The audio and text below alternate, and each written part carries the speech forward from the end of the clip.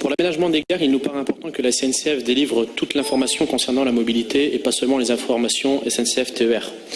Les gares ne sont pas seulement une porte d'entrée vers le train, elles sont aussi une porte d'entrée vers les villes.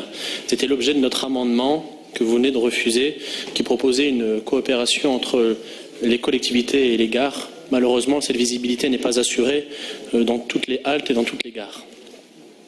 Toutes ces informations doivent être visibles à quelles que soient les heures d'ouverture de la gare ou aux fermetures du bâtiment. Une réflexion est nécessaire sur les infos SNCF et leur visibilité. De nombreux voyageurs nous remontent que les numéros des quais sont souvent très peu visibles quand on descend du train, que les écrans sont mal placés, par exemple à la gare de Roubaix, où les écrans sont illisibles quand on descend des trains, ou alors quand on veut prendre une correspondance, comme à Calais-Ville. Sur la partie aménagement gare et halte, la phase de réappropriation est enfin lancée avec un budget estimé à 387 millions d'euros, sur 8 ans, soit 50 millions par an en moyenne. Au-delà des gares dites prioritaires, c'est surtout le constat de désert ferroviaire qui prévaut. Toutes les initiatives qui peuvent concourir à lutter contre ce phénomène sont les bienvenues.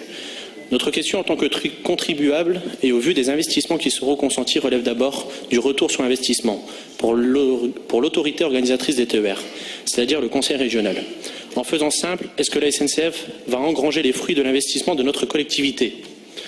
D'autre part, un état des lieux avec cadrage des investissements sur la durée devra être effectué afin d'offrir aux entreprises qui seront en charge de la rénovation de ces installations la nécessaire visibilité sur leurs échanges.